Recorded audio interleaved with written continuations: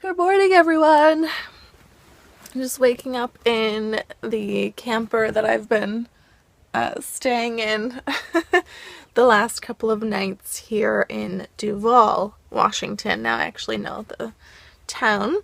Got this cozy little bunkie bed kind of a thing, and I was just about to make myself some cereal. I picked up some granola and almond milk from the store when I first landed here.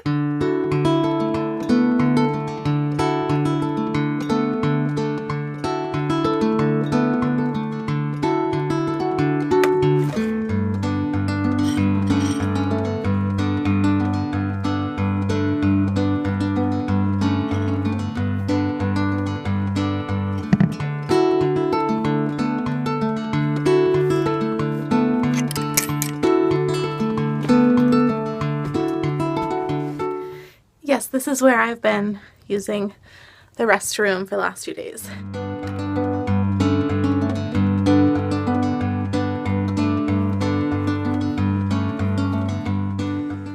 Heading down to the main house now, where there's Wi-Fi, so I'm gonna camp out there for the day and do some work until Connie comes to get me later, bringing me into the city.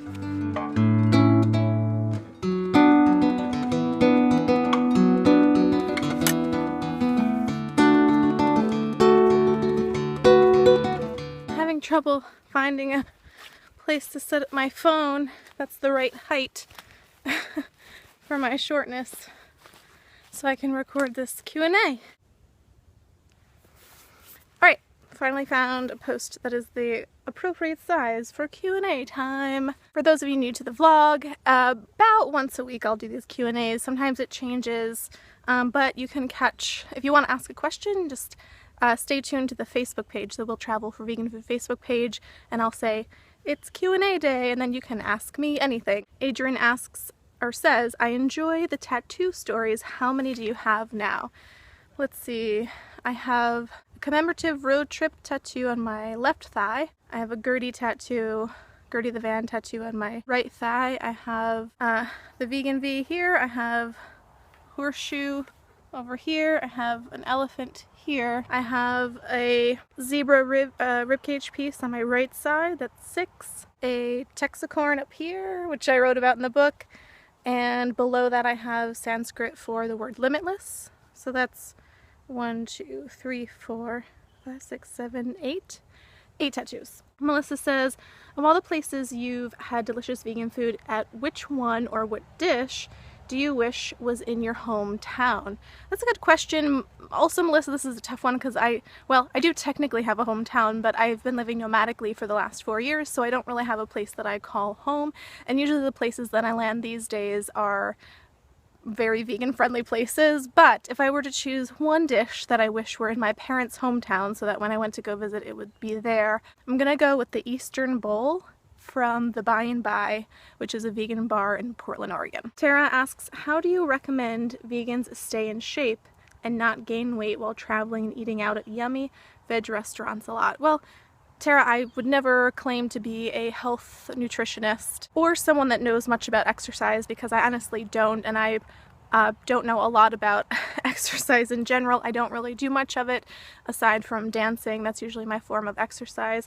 So I would say maybe consult a local person that you know that's into athletic stuff. Check out the vegan athlete groups. There's a bunch of them on Facebook. There's the vegan bodybuilders website. There's a lot of great resources that would probably be better than me rambling about the fact that I don't really exercise and don't know what kind of advice to give you on that one. Jan says, why do people want to eat things that are meat-shaped or taste like meat when they don't want to eat meat?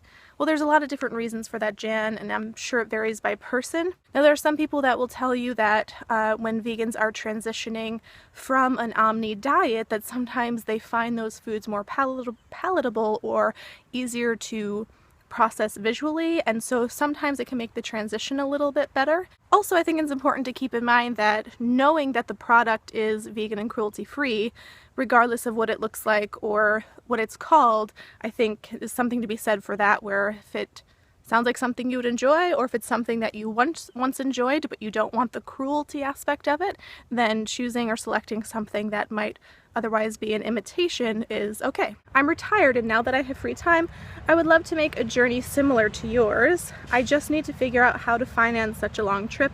There must be a way. Do you have a list of every vegan restaurant you tried? Yes, if you go to wtfveganfood.com/where-I've-been, and I'll put a link to it below, you can check out my map and see all the different restaurants that I went to. And absolutely, there's always a way to figure out the financial side of things, and as I always say, if you want something badly enough, you'll find a way to make it happen. Brenda says, my weight loss has stalled now that I'm eating vegan. I have to be generous when I do find food I like, but I was losing weight and now nothing. Help. What is a full day of eating vegan but under 1,200 calories? Brenda, I am the last person that you want to ask about health-related stuff and food, because while I could tell you the health benefits of not consuming animal-based products in terms of individual people's weight loss and their intake and calories and stuff like that, I'm not really sure. Definitely seek out a health nutritionist that is also vegan. There are a lot of them out there. I'm sure if you Google it, you'll find a great one. Tracy says, I seriously want to know how you stay so thin with all the amazing food you eat. I gain weight just looking at your pictures.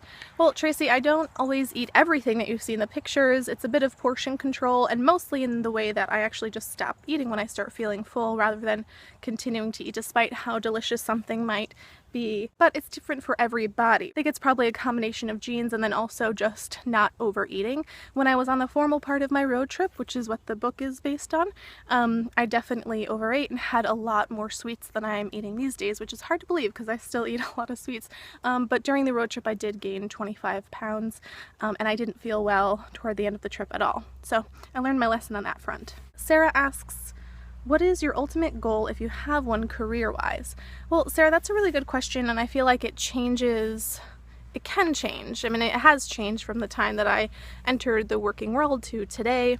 I think at this moment, my goal career-wise would be to get paid to do this We'll Travel for Vegan Food project.